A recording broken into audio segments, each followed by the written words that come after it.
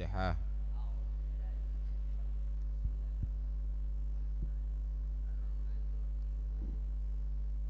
Shiratal ladzina an'amta 'alaihim ghairil maghdubi 'alaihim waladdallin. Amin.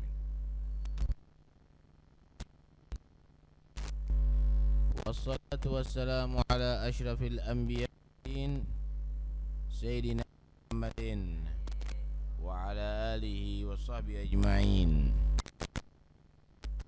Hadits 9.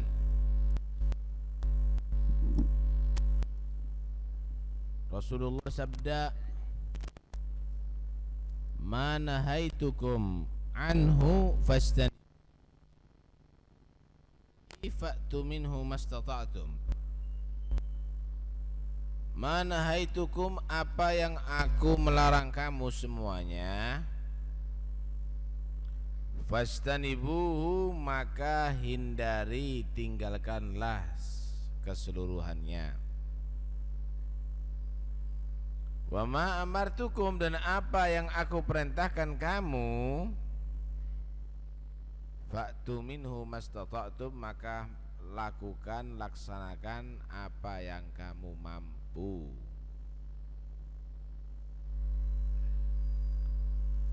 Hadis ini menerangkan dalam menyikapi larangan, jangan sampai nyoba-nyoba. Kalau api itu bahaya besar atau dikit. Api sedikit panas, dan juga gara-gara api yang kecil bisa menjadi kebakaran yang besar.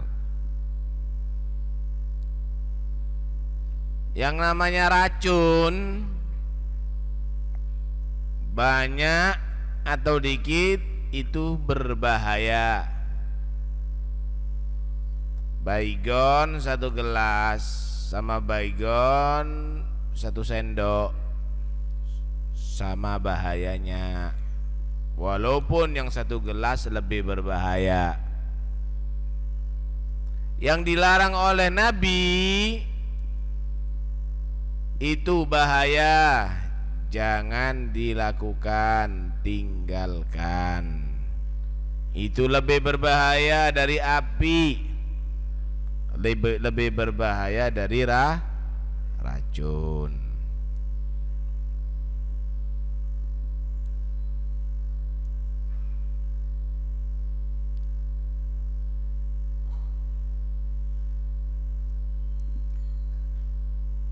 Dan apa yang diperintah, lakukan yang kamu mampu, yang kamu bisa. Perintah itu bisa perintah wajib, ada perintah sunnah. Sholat hukumnya apa? Wajib. Sholat 5 waktu misalnya hukumnya wajib, tapi saya nggak bisa berdiri karena saya sakit. Mampunya kamu gimana? Bisanya kamu? Saya bisa duduk. Laksanakan yang kamu bisa, yang penting melakukan.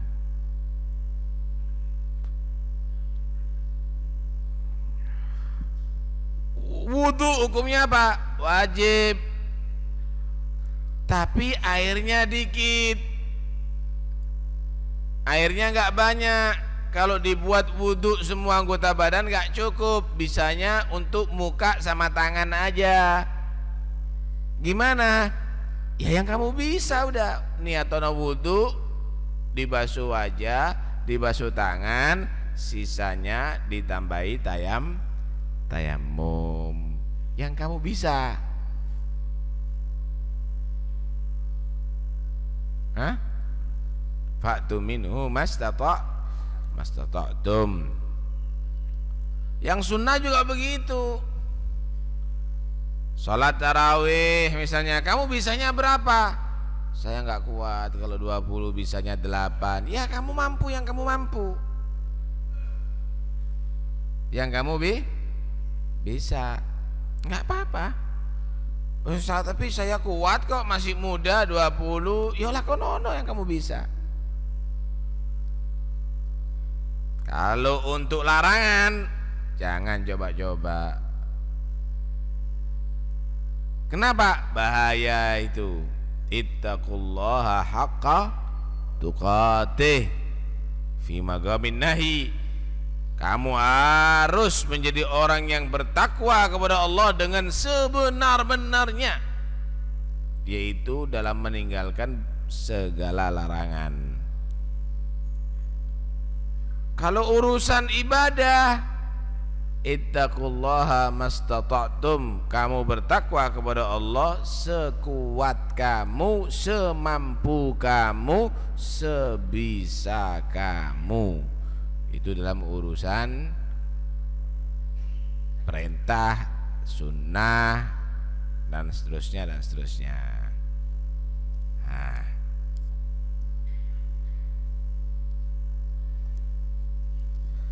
Kemudian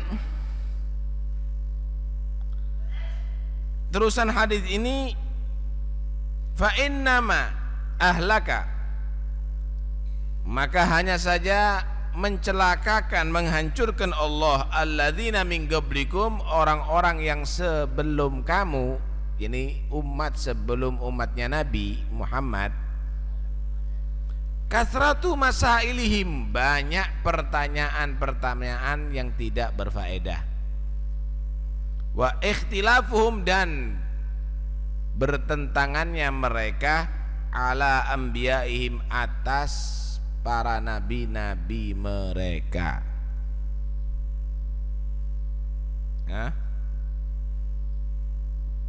Kenapa sih orang-orang dulu itu, Bani Israel atau umat yang lainnya, kok banyak dihancurkan oleh Allah? Ada yang diazab dengan angin yang hebat seperti kaum Ad. Itu kaum Ad gede-gede, diadab oleh Allah dengan apa? Angin. Jadi angin itu ngangkat orang yang segitu gedenya. Setelah diangkat, diwalik, kepalanya ada di bawah, dijatuhkan ke bumi dari ketinggian yang sangat tinggi. Diangkat yang tinggi, diwalik, ditumplek begitu. Itu kepalanya seperti semongko dibanting gitu. Ada lagi disambar api dari atas, turun api dari langit, disambar kosong semuanya. Ada lagi hujan batu, bukan batu kerikil, batu sak keden-keden. Ada lagi buminya merkat, masuk semuanya, ditutup oleh Allah. Ada lagi buminya diwali oleh Allah, diangkat ke atas, dibalik lagi. Macam-macam begitu adab yang Allah turunkan kepada umat yang dahulu. Ada lagi banjir yang besar, hujan yang deras dari langit yang luar biasa, ngerojok, isinya bumi semuanya keluar, laut naik ke atas.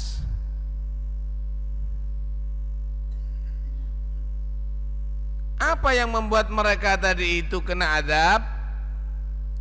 Apa yang membuat mereka tadi itu disiksa oleh Allah? Kathratu masailihim, kebanyakan tanya.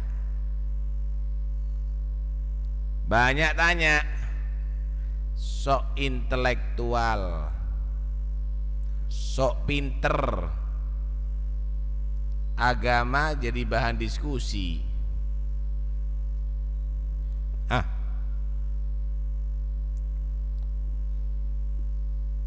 Coba kalau kita lihat bagaimana umatnya Nabi Isa, suka tanya, suka nuntut begitu. Mereka tanyanya begini, hal yastati'u rabbuka an yunazzila alaina ma'idatan minas sama', Bisa nggak wahai Isa Tuhanmu menurunkan hidangan dari langit untuk kita? Enak itu, dipikir restoran langit itu. Isa ndak Tuhan kamu Allah ngasih makan kita, ayo jamu kita dari langit. Kurang ajarnya bagaimana? Akhirnya Nabi Isa pun memohon kepada Allah Subhanahu wa taala, dibawa dari langit oleh para malaikat Allah. Dibawa jamuan dari langit oleh para malaikat Allah. Ada 7 roti yang lezat, 7 ikan laut yang nikmat. Dimakan, kenyang mereka makan itu. Tapi disyaratkan jangan disimpan loh ya. Makan sampai habis boleh, sampai kenyang boleh, tapi jangan disimpan. Ngono ada yang nyimpen masih. Akhirnya apa? Karena khianat, tidur malam jadi manusia, bangun wajahnya berubah jadi babi. Ada lagi yang berubah wajahnya jadi kera. Khianat.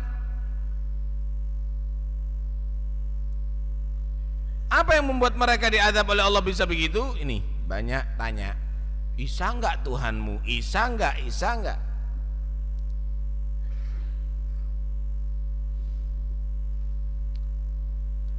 Ada lagi umatnya Nabi Musa.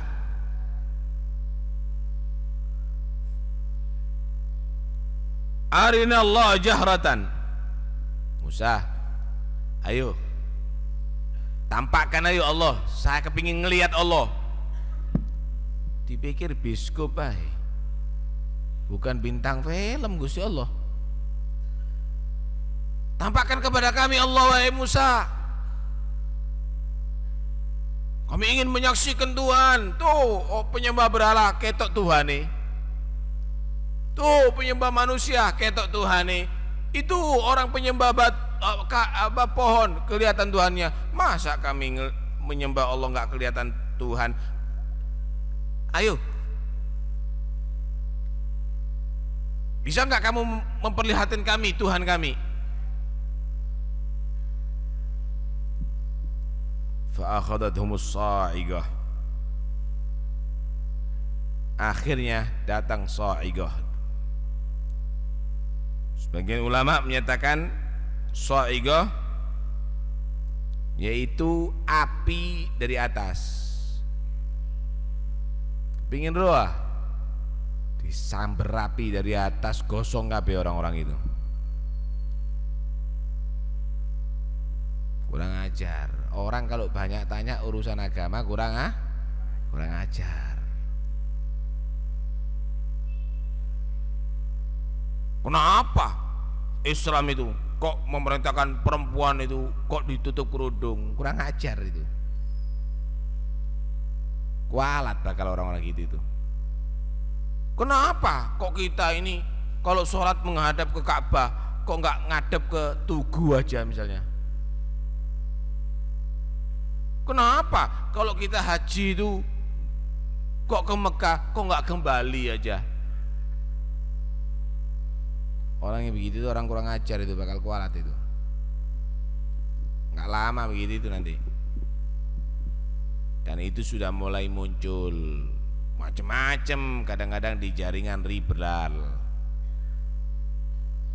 Sok pandai agama didiskusikan.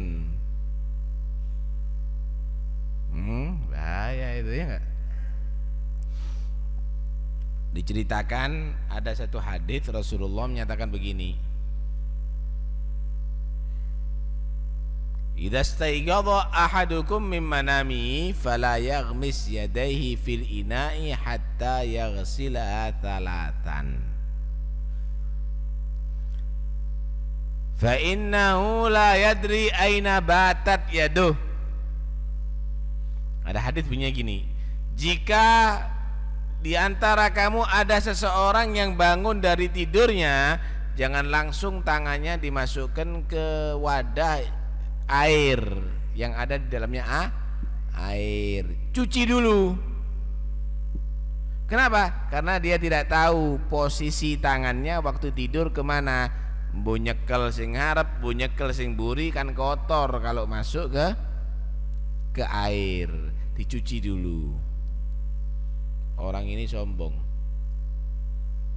Aku tahu, tidur pun aku tahu tanganku ada di mana.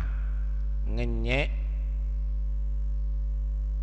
Rasulullah SAW, tahukah Anda, kualat Nabi bangun tidur, tangannya masuk ke dalam duburnya.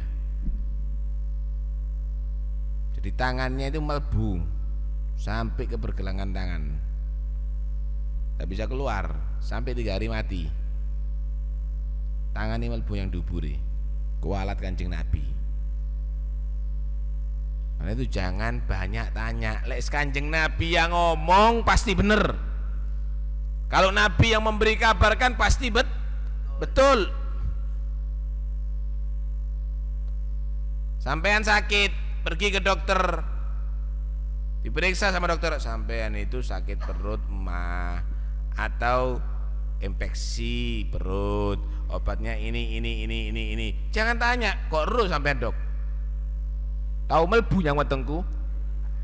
Ketok tah. Apa sebabnya? Dawa tambah loro kon. Nah kalau kamu tidak mengerti ilmu kedokteran, ya pasrah sama dokter. Kenapa?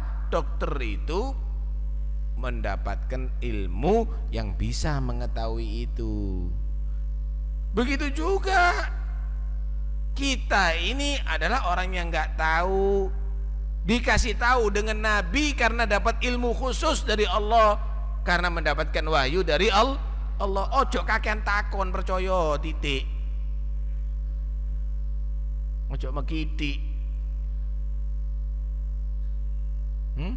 Orang udah kalau ngurusi sesuatu yang bukan martabatnya itu kurang ajar jenenge. Tak kasih contoh sampean. Ada orang jadi satpam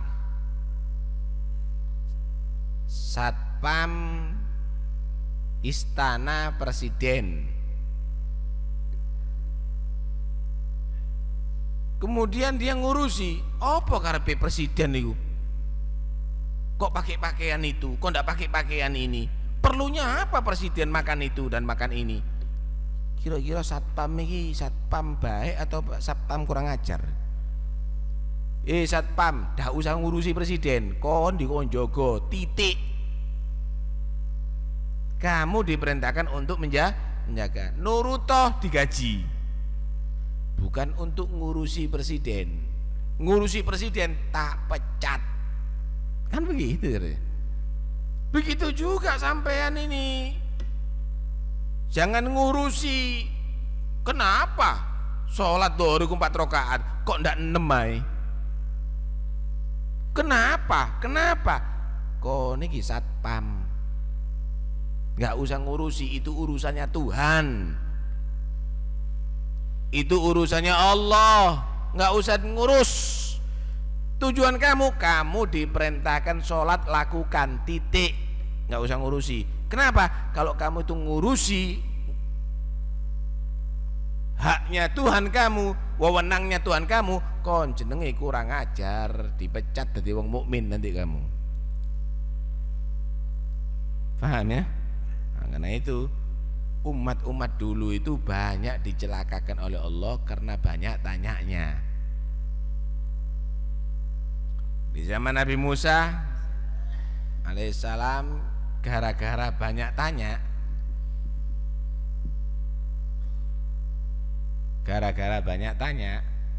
akhirnya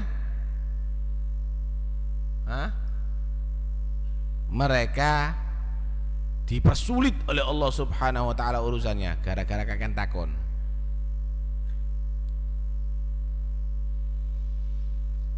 ada seseorang mati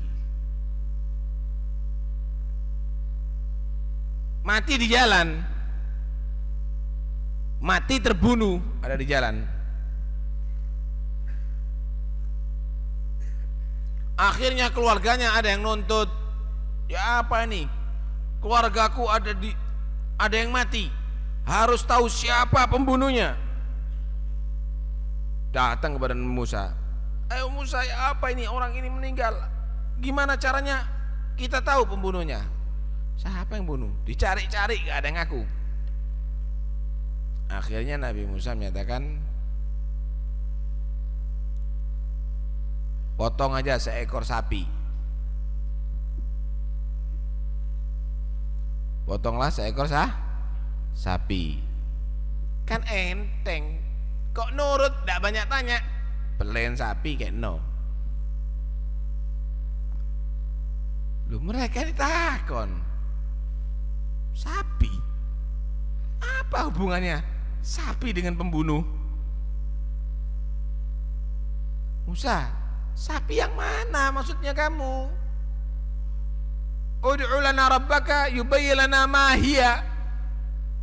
Coba tanyakan sama Tuhan kamu, Musa, sapi yang mana yang dimaksud? Sapi untuk orang yang bunuh, untuk orang yang dibunuh ini mengungkap misteri pembunuhan. Apa hubungannya dengan sapi? Coba tanyakan sama Tuhan kamu, sapi yang mana? Nah, kakek takon. Akhirnya diplosoro. Qala innaha baqaratun safra'u faqi'ul launuha tasurun nadhirin. Oh, sapi kuning, warnanya bagus, yang orang itu kelihatan seneng.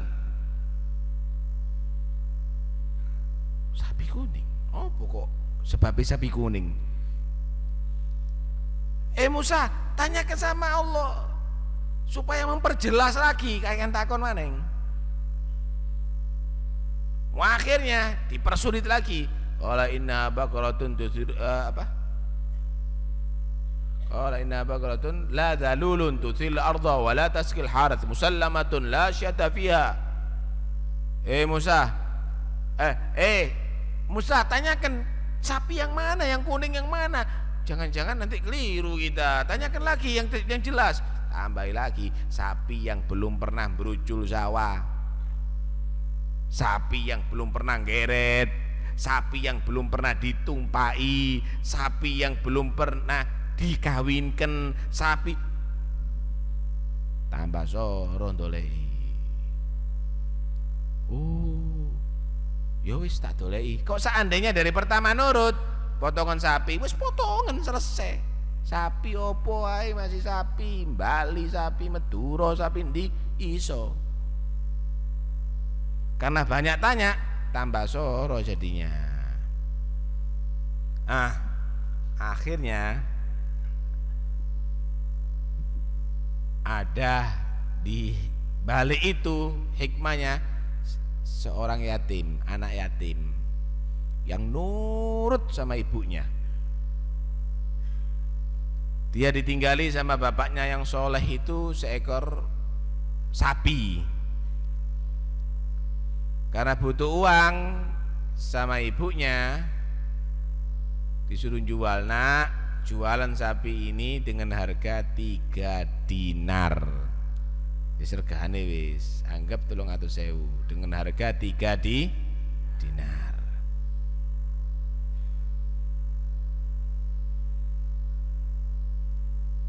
Kemudian ibu berangkat ke pasar. Malaikat ngedang, tapi menyerupai manusia. Mau jualan sapi? Iya. Berapa? Disuruh ibu jual 3 dinar. Wis tak tuku 6 dinar. Mboten, saya disuruh jual 3 dinar. Wis tak tuku 6. Wis aja kondo mbek ibumu. Saya bayar 6 dinar. Oh, ndak. Kalau begitu saya musyawarah dulu sama ibu, saya izin. ndak dinyang luwih nom, luwih rendah lo ya. Coba kalau sampean ibu ngongkon 3 dinar, dinyang 6 dinar, tak kemplang sing telu tak kena ibu. Mangkano gak iso sugi-sugi sampean. Berangkat kembali kepada ibunya. Kembali kepada ibunya. Bu, ada yang ngenyang bu, 6 dinar. Ya apa bu, sampean nyuruh saya jual 3 dinar. Oh iya nak, wis tak apa-apa sudah, jualan 6 dinar. 6 dinar bu ya. Iya 6 dinar. Berangkat ketemu sama malaikat yang lain. Berapa ini? 6 dinar. Wis tak tuku 10. Oh mboten, saya diperintahkan 6 dinar kok. Akhirnya kembali lagi ke ibu. Waduh nak, tutup menungso itu berarti bukan manusia kalau begitu nak. Coba gini aja, kalau ketemu lagi langsung jebakan wis. Gini loh, saya ini diperintahkan untuk jual sama ibu, sampean ini menungso apa malaikat? Wis. Lah kalau sampean ini bukan manusia, malaikat, karepe sampean itu apa? Langsung aja wis, to the point.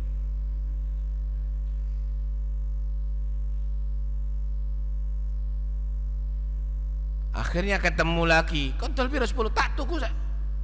Pun cukup. Sampean ini menungso apa malaikat? Terus maksudnya sampean apa? Iya saya malaikat. Oh jadi dol deh. Jangan kamu jual kecuali harganya timbangan emas. Sapi itu ditimbang pirang kintal, masih kintalan pisan. Hah? Dijual dengan seberat sapi ku ditimbang sak tembeleke kabeh, sak tletonge kabeh, diganti emas. Kalau ndak jangan. Oh nggih pun.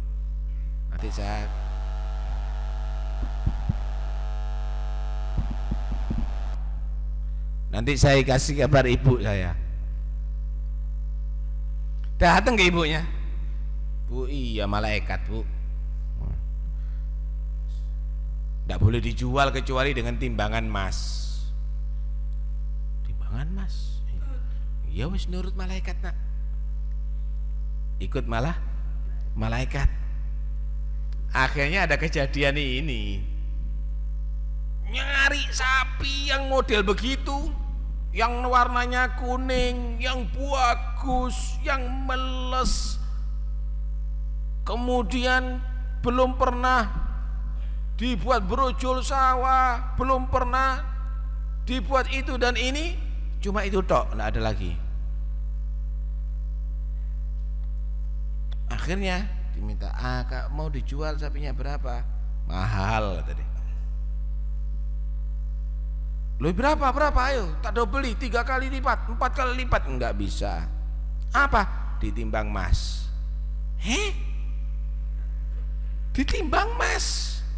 Berapa kintal itu? Mau enggak mau ya wis. Pikirnya ibunya pesen malaikat.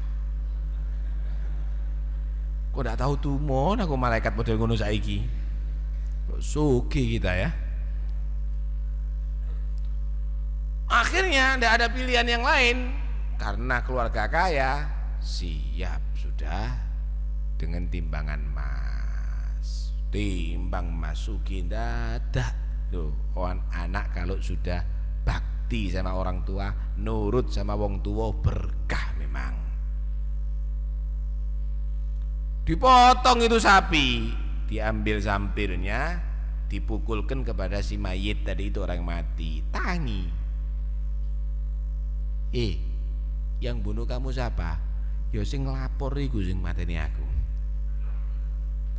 Jadi yang bingung, yang ngelapor, dia untuk nutupi dirinya, ini apa ini? Ada yang menyatakan itu saudaranya sendiri, ada yang menyatakan ponaannya.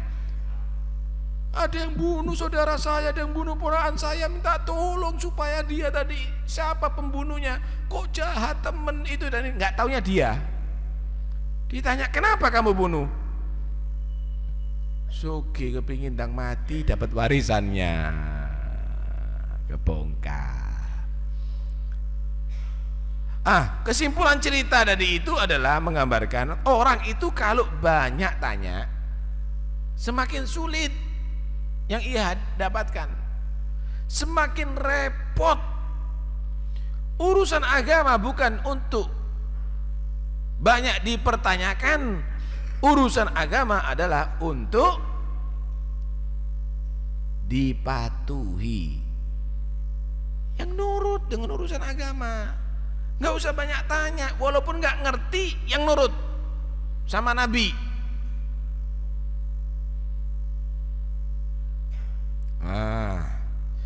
Yang kedua, sebab azab umat-umat yang dahulu, wakhtilafuhum ala anbiyaihim, selalu menentang para nabi mereka.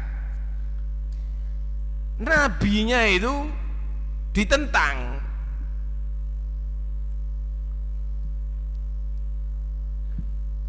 Mencari-cari jalan keluar untuk tidak patuh dengan para nabi.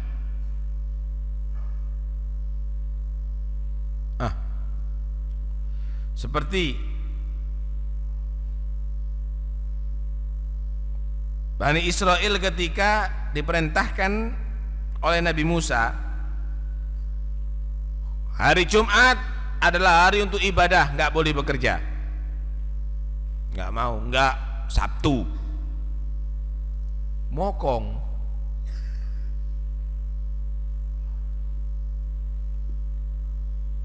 Kami tidak ingin Jumat, tapi kami ingin Sabtu.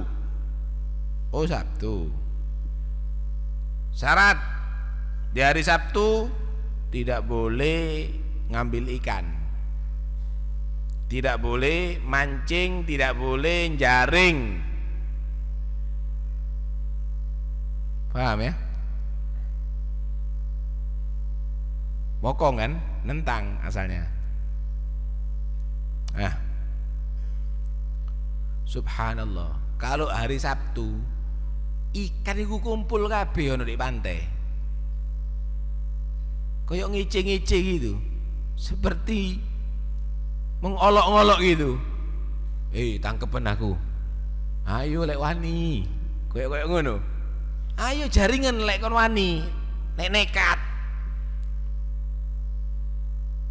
diambil dengan tangan bisa. Ikan yang ada di dasar lautan naik semuanya ada di atas.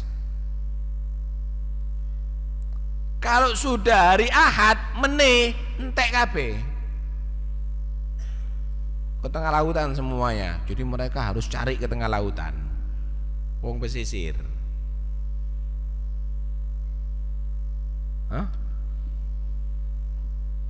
Akhirnya mikir, wadah kalau gini terus Soro Sugih ini saya ini lama akan menjadi kaya kalau begini terus.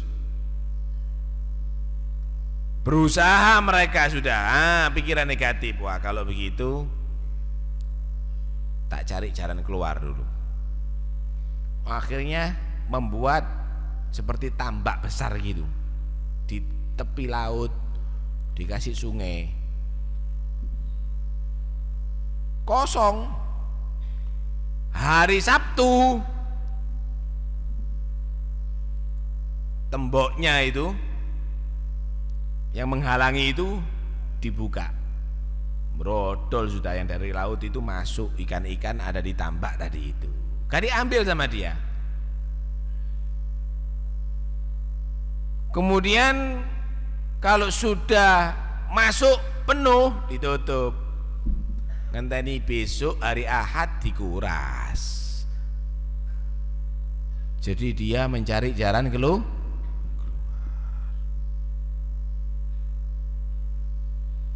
Ditegur, loh kamu kok berani ngambil ini? Loh saya kan tidak mancing, saya kan tidak jaring, saya cuma buat rumah aja. Monggo-monggo ikan masuk, ngeleset, masuk ikannya. Saya ambilnya hari Ahad panen. Ditegur, jangan loh, nanti kamu akan dapat adab. Yo tah, orang adab itu dilihat 1 hari selamat, ndak ada adab. Yang lainnya, oh coba ya, itu asalnya dikit yang berbuat, bahaya itu, nanti akan datang adab. Ndak datang adab, wah tambah untung yang buat tambak tadi itu. Minggu kedua tambah banyak, hari Sabtu kedua tambah banyak ikannya, masuk suki dadak. Akhirnya temennya niru, oh Kak Popoy, bukti ini tidak diadab, buktinya selamat, gaya pisan, suki pisan. Akhirnya mereka semuanya berbuat seperti itu. Karena adabnya nggak langsung spontan, mereka akhirnya banyak berbuat begitu. Lama-lama karena sudah berani begitu,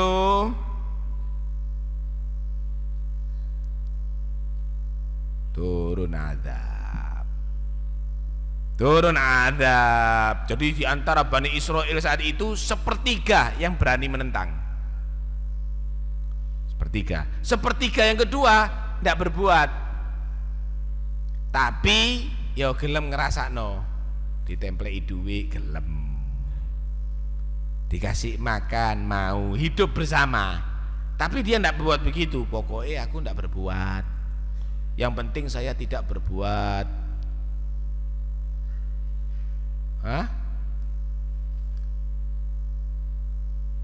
Sepertiga yang ketiga, wah ini bahaya ini umat ini sudah melanggar ajaran Allah. Wes, saya nggak mau kumpul. Dia minggat, dia melarikan diri, menyelamatkan diri. Kalau saya ada di sini turun azab, kena juga nanti saya. Nah, akhirnya turun azab Allah.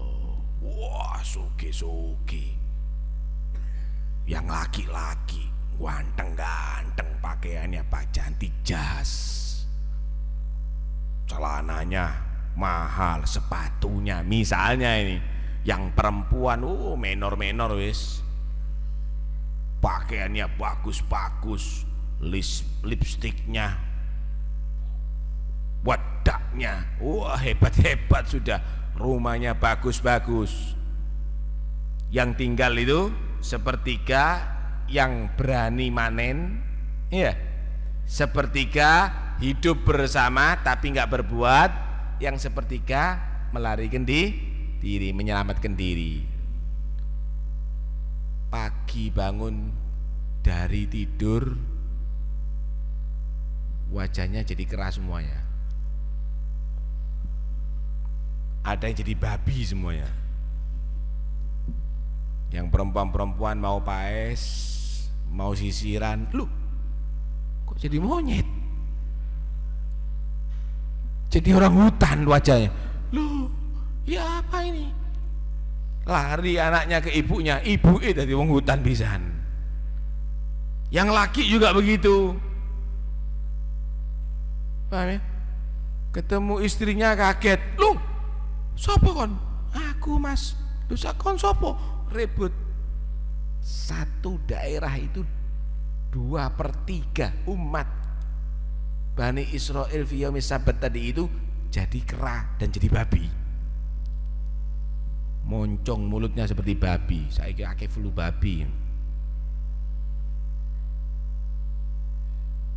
Akhirnya mereka nggak bisa bekerja, sumpek, mikiri terus. Ya apa kalau wajah begini terus, nangis terus. 3 hari mati kabeh.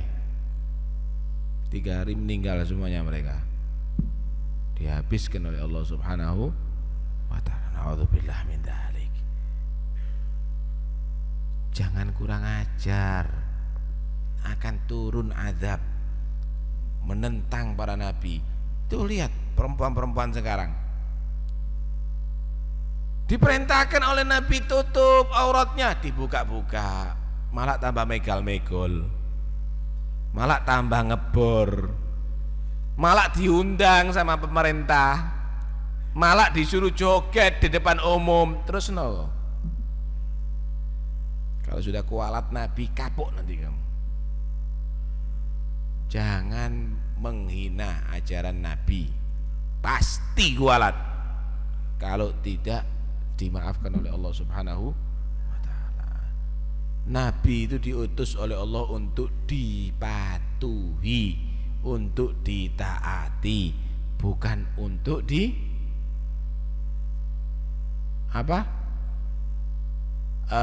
ditentang.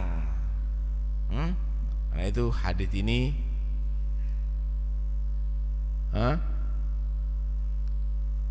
adalah betul-betul menjadi hadis min qawaidil Islam, menjadi satu ajaran fondasi, ajaran utama daripada Islam, yaitu mengajak kita betul-betul patuh dengan Rasulullah SAW. Kenapa? Taat kepada Muhammad itu adalah taat kepada Allah. Taat kepada Nabi Muhammad itu adalah taat kepada Allah. Maksiat kepada Nabi itu maksiat kepada Allah. Wa man ata'ar rasula faqad ata'a Allah. Wa ati'ullah wa ati'ur rasul. Taat itu wajib kepada Allah dan juga kepada Rasulullah sallallahu alaihi wasallam. Siapa yang taat kepada Nabi berarti dia pasti taat kepada Allah Subhanahu wa taala. Mudah-mudahan insyaallah Allah Subhanahu wa ta'ala menjadikan kita orang yang patuh, orang yang taat kepada Nabi sallallahu alaihi wa alihi wasallam. Permintaan surat Al-Fatihah untuk yang meninggal dunia: Bapak Aspan, Bapak Fathul, Bapak Salaman, Ibu Syama. Untuk yang sakit Ummi Naila, Bapak Mahfud. Untuk yang punya hajat Murtadha Bunarti. Untuk yang hamil Hajjah Maulia. Untuk yang ujian Lili Fauzia Heda Nur Firdaus Abdul Fattah Kamila bin Syekh Bakar Faisal Fahmi Revi Dewi Rahmatul Ilmiyah Riyadus Salihin Ali Sofyan Ali Syuhada Rizkia Zahli Muhammad Rizki. Untuk yang anak yang baru lahir Dewi Adrina, mudah-mudahan mereka yang meninggal dunia Allah ampuni segala dosa dan kesalahannya, Allah terima segala amal kebaikannya.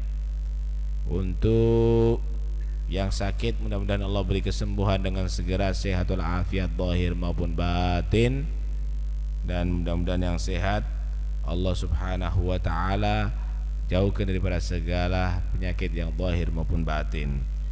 Untuk yang punya hajat mudah-mudahan Allah Subhanahu wa ta'ala sampaikan segala hajatnya. Untuk yang hamil mudah-mudahan Allah beri keselamatan sampai melahirkan dengan selamat. Untuk yang ujian mudah-mudahan Allah berikan ilmu yang manfaat, sukses dan berhasil. Dan untuk anak yang baru lahir mudah-mudahan anaknya menjadi anak yang bisa dibanggakan, anak yang soleh, manfaat dunia sampai akhirat.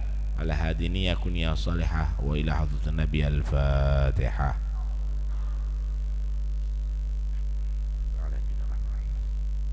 Iyyaka na'budu wa iyyaka nasta'in shiratal mustaqim shiratal ladzina an'amta 'alaihim ghairil maghdubi 'alaihim waladdallin. Amin.